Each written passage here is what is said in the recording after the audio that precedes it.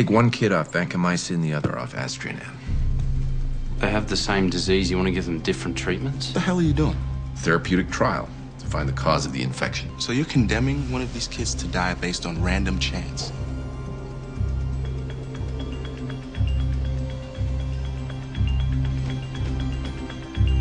I guess I am.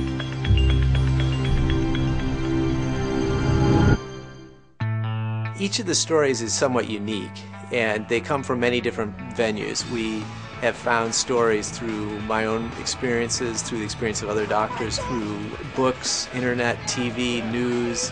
Just about every way of gathering information is a possible place to get stories from.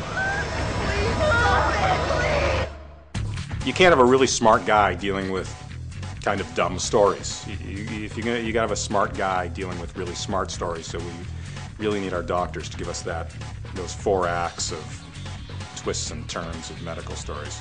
Naphthalene is a gas, a fat-soluble gas. Kid breathes it in and gets stored in his fat cells. Outside the hospital, his body burned protein and carbs for energy, and the naphthalene stayed in fat.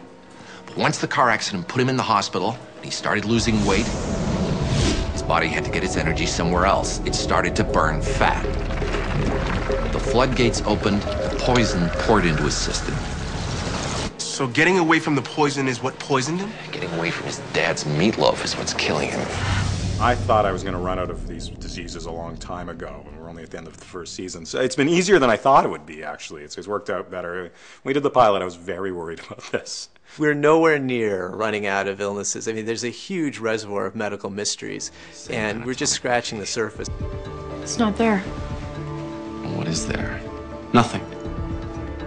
Or something that looks like nothing.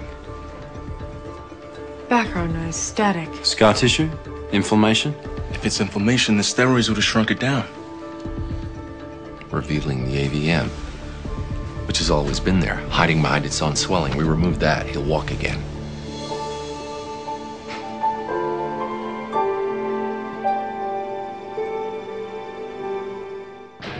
Each of the actors on this show is very interested in portraying a doctor in an accurate way, and portraying it in a way that is believable both to lay people watching the show and to medical professionals. Whether it's tapping a knee for a reflex, or putting in a central line, or doing laparoscopic surgery, everybody wants to make sure that they're doing things correctly, and that they know that what they're doing is in fact will be recognized as being correct and accurate.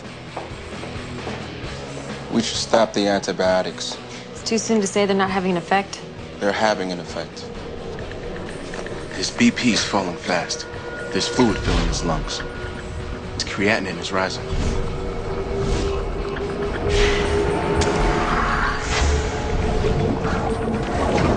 His kidneys are shutting down. Our treatment isn't making him better. It's killing him. I do think I probably could intubate. I mean, I haven't really ever done it. It's actually harder to fake it because you have so many things to hide. It's literally like being a magician. So you're like switching it and you push it down and you're like, you know, and like doing it really quick and then pulling the thing out and putting that aside. So there's all this like magician work going on with faking an intubation. If I could pick the right airway and make sure I got the airway instead of the esophagus, I think it'd be okay. I think I could do it. It'd be a little scary to really do it. I know how to intubate really well. I really, like, if something happened, I could intubate, or a tracheometry, I reckon I could perform that. I feel I could anyway. I'm sure if it actually happened, I'd freak out. You know, I'll be qualified, but another couple of years, I'll be practicing medicine somewhat. I'm looking forward to it. Who are those guys? Oh, they're the arrogant jerks that saved your life.